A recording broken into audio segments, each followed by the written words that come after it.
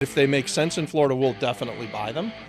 But having that 40% come back, I do like to say that we don't want to invest in projects that aren't going to make money anyways.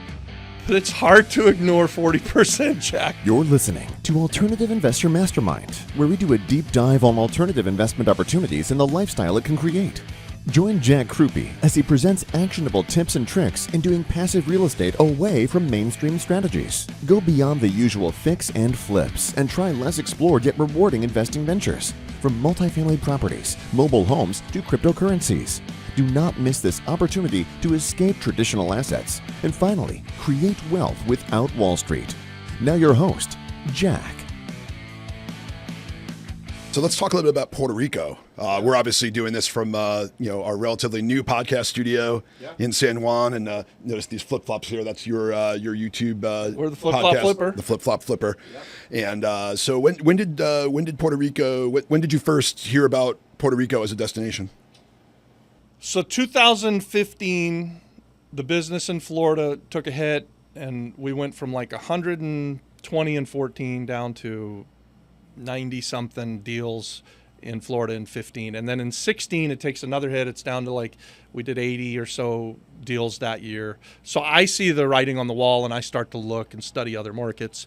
And 2017, we're now down to doing like under 60 deals, which for us, that's like alarms are going off, right? We've done 100 plus flips a year for like 15 or 16 years at that time.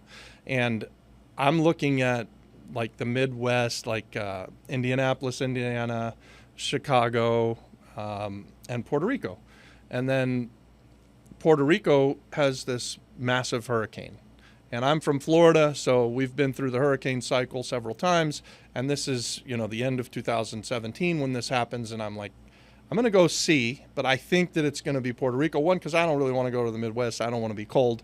And two, I think that we are going to see something similar in Puerto Rico that we've seen a half a dozen times in Florida, where the storm comes in and then there's this massive recovery, and then the entire economy gets lifted up over a 5-year period of time. And at the end of 5 years, there's just industry everywhere. Things are being built. And so I had this thesis when we showed up in 2017 at Christmas, between Christmas and New Year's. And when we got here, there was blue tarps everywhere. There was obviously massive hurricane distress. The lights were out, but there was something else. There was also this generational distress.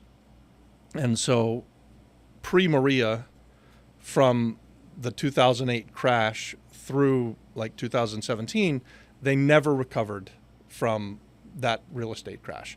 It went bad for them around the same time, and it never got better. And so my thesis then became, this storm is going to change things for the island. And I'm like flying into Puerto Rico. Everybody else is flying out. And we had just been in this recovery where we had seen it come.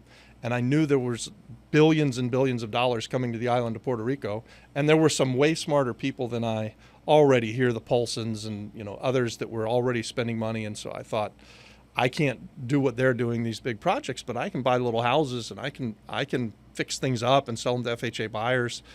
And so we did that. We came, and my idea was that we had a 2012 market and that we were going to go all in.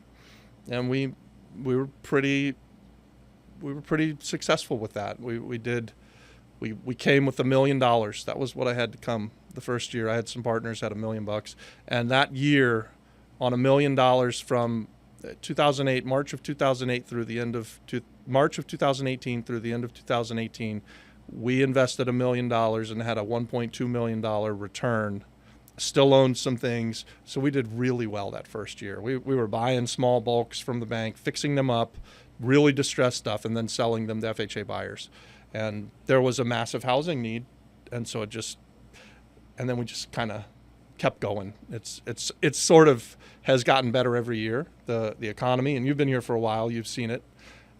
You can see now we're 6 years past that storm, and when I first came to the island, there was one crane, doing construction on the entire island, and now they're everywhere, right? And that was one time where I can point to and say I was right, A lot of times I can point to and say, I messed that up. Again, back to that thing. I can look in the mirror and say, you messed that up. What are you going to do to fix it? This time I can look in the mirror and say, you hit that one right. You called it good.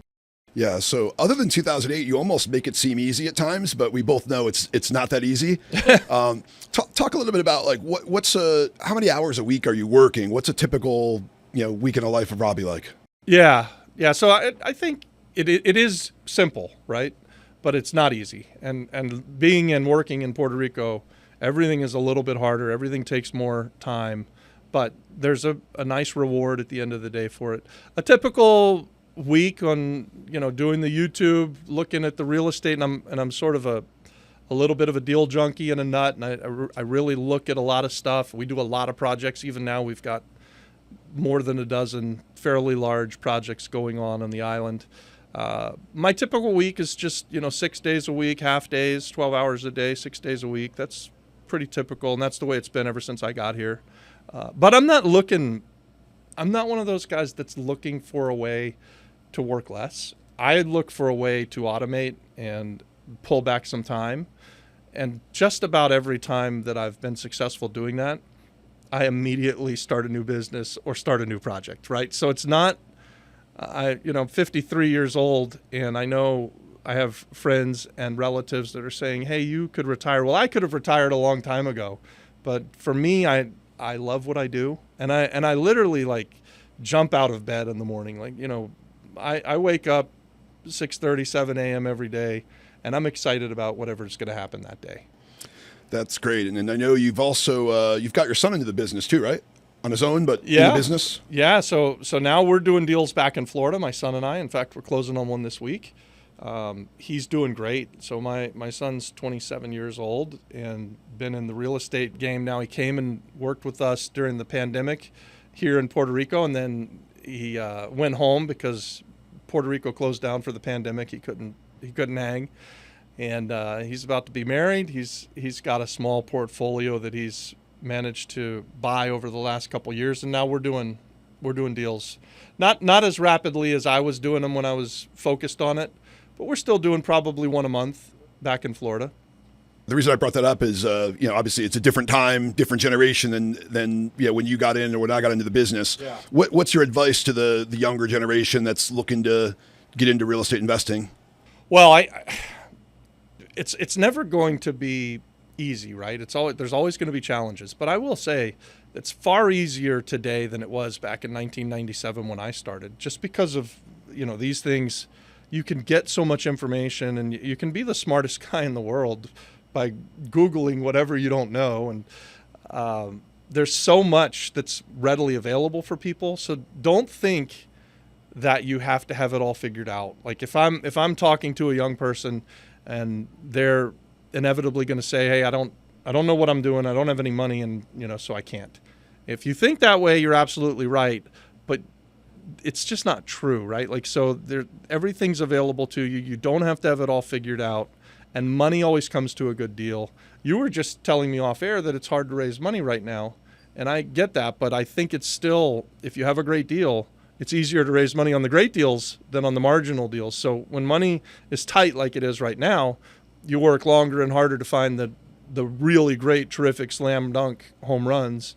And when you do, money usually, in my experience, will come to those deals. So that's what I would tell you, is that real estate investing can get anybody out of the rat race or the matrix.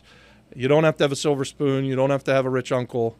You don't really have to have anything more than the desire to go and get it done and not be afraid to do the work. And guys like me who've been doing it a while, I'm investing in my son, Adon, a couple of other young people that hopefully can live into what I'll show them how to do it, and then they can go get the deals. And at this point now, I'll be the money guy. So there was a guy named Paul that was the guy for me when I was young.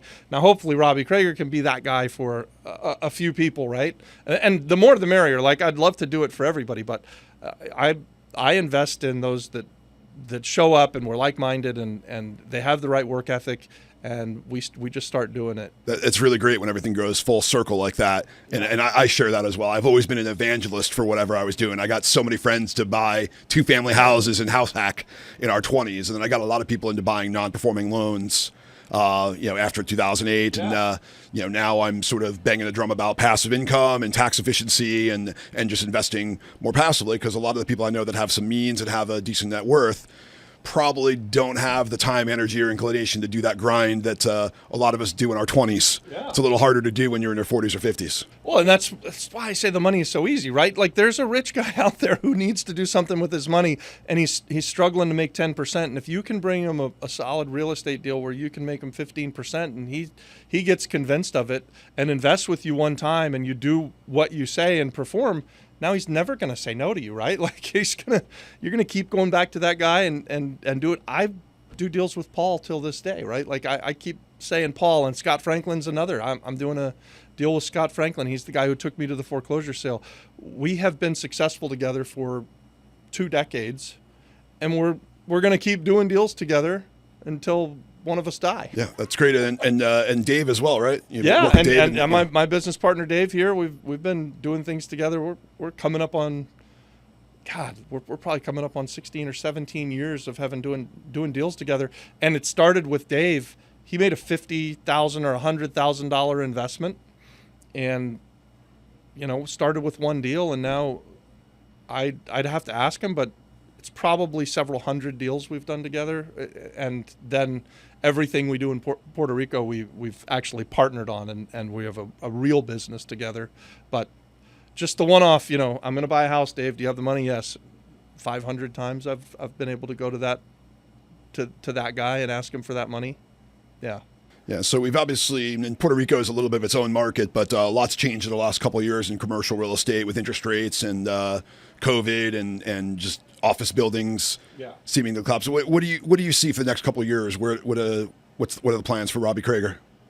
Yeah, so right now our plan is it's changed. It's shifted this year. So we're going to move out west. We're going to move to the west side of the island to Rincon. We are selling the San Juan East portion of our portfolio. So if we're going to be San Juan West, and when we first came, we were San Juan East. So anything in Fajardo, Ceiba, Luquillo, we're going to sell that portion of the portfolio. And we have some other outliers, some smaller properties that are around the island in these smaller towns, and we're going to also probably liquidate that. So this is the first time we're liquidating stuff like that in 3 or 4 years. We sort of got into this buy and hold and turn it into cash flow idea for the last 4 years or so. This year's the first time that we've got a list of properties that we would sell. We would sell with owner financing, or we'll just sell for cash. But either way, we're going to move. We're going to focus on a part of the island where we're going to be able to look at new properties we've never seen before. And we've got a project, a kind of evergreen project out there that excites myself and my team, and it cash flows, and it can really cash flow, hopefully, if we concentrate on it. So the type of investments that we're going to do, because maybe that would be interesting to people. I think obviously anytime you can buy small multifamilies and you buy bigger multifamilies and keep them for cash flow. In Puerto Rico, maybe you have a different experience than me, but I haven't seen a lot of these 20 or 30 or 40 or 100 unit apartment buildings. But what I do see is really good deals on 4, 5, 6, 7, 8, 9, 10 apartments in one building or in 2 buildings on one lot. And so we're going to continue to buy that stuff and turn it into long-term passive income through whether that's Section 8 rents or just regular long-term rents. We're always going to be buying that. And the other thing that we invest heavily in, and you've done some of this, the island has identified tourism as a growth area for the economy. And so the tourism portion of the economy on the island is about 6.5%. Hopefully it's gone up because they've been focused on it the last couple of years. But their stated goal is to bring that up to 15 to 20% of the GDP of the island. And they're willing to give you some pretty cool tax incentives to do it. So we're going to continue to invest in that. It's kind of common sense. We would invest in those type of products anyways, and then they want to give us like half of the money back and through the form of tax credits or 40% of it. So you take the low-hanging fruit, and they're going to help to drive that revenue, right? So if they're going to grow from 6.5% to 18% 3 times, and I can invest when it's down here and then ride that wave up and get 40% tax credits. I mean, I don't know where there's a better scenario than that, than just that. That's a tremendous scenario. It's an amazing deal. Yeah. And then, you get, so that's more than your down payment back. And then you could also refinance at a reasonably low loan to value and you have all your money out. Right. And the positive cash flow. And then you get the appreciation. It's only in Puerto Rico, I believe. So I look at these same kind of projects in Florida, and if they make sense in Florida, we'll definitely buy them. But having that 40% come back, I do like to say that we don't want to invest in projects that aren't going to make money anyways. But it's hard to ignore 40%, Jack. Yeah, it's hard to ignore that. It's incredible. And I got to hand it to the politicians here. And I know there's a vocal minority who complain about the tax incentives. Yeah. But I think they, you mentioned that there was a 10-year plus recession. Yeah. And, a bit of a brain drain. I know I've actually met a lot of Puerto Ricans who've come back, who've, worked 5, 10, 15 years in the States and are now coming back to the island. So there's a lot of positive economic things happening. And, I think those that are against the tax incentives probably don't understand the full picture. For example, I haven't hired probably nearly as many people as you have, but I've spent a lot of money. Yeah. You also probably have a lot of contractors. There's a lot of trickle-down economics, if you will, here with the amount of money that flows through the economy. No doubt about it. So 2 things about that. One, we have a YouTube channel, The Flip Flop Flipper, where I just scream from the top of my lungs, literally from the rooftops, to say, look, if you left the island of Puerto Rico for opportunity in the States and you thought that there was no opportunity in Puerto Rico, look again, because there is now opportunity. And it's a constant, hopefully, an invitation for those people to come back to the island, which will then jumpstart the economy further, right? And we can't do it alone. And then the other thing is, I had 2 things. The other thing about the employees. Yeah, so we try to provide through different partnerships, and we don't have a big business. We've got a few key employees and partners, but about 100 people a year have consistently had Christmas because of the work that they do for PR consultants and the projects that we have, right? So, yeah, is it trickled down? I mean, since I've been here, we've seen the construction wages grow from like $8 or $9 an hour for that, entry-level laborer, to where like the guy holding the bucket right now is making $15 an hour. The skilled guys, they're making $20, $25 an hour. I mean, these are well-paid jobs that didn't exist before Maria. I say it like this: before Maria, people were leaving the island because there was an opportunity and there was no work. Now, really, we have the opposite. Anyone who wants work can have work here on this island, and we don't have enough labor. And that's a real struggle right now, is that there's so much growth to find the people to do the work. Even in like a restaurant, you see restaurants that can't keep the doors open because they can't get enough good labor to show up. So it's a problem all over the country. Time. It is a problem all over the country, but it's a little bit spotlighted. I see it as a bigger problem on the island than I do back home in Florida. But it is, you're right, it's difficult everywhere. Well, not to get too political, but obviously there's the border, and Texas is busing people to New York and stuff like that. Maybe they need to be sending some of them down here and get some more labor. Yeah, that's we cut this part. I don't want to get either of us canceled here. So Robbie, really, really good stuff. Tons of knowledge dropped here. Again, your show is called The Flip Flop Flipper on YouTube, and hopefully we can do this again sometime. Yeah, please. That's awesome. I am usually the one asking the questions, so let's do that on my channel for that purpose. And I appreciate you putting me on and let me tell my story a little bit.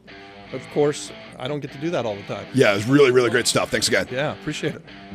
That's all for this episode of Alternative Investor Mastermind. Now that you know the many alternative opportunities out there all up for the taking, you can finally become ultra connected and ultra wealthy. Get more valuable advice from the experts by subscribing to the show at AlternativeInvestorMastermind.com. Become a winner in the world of passive investing today in alternative investment strategies. Thank you for joining us. Until next time.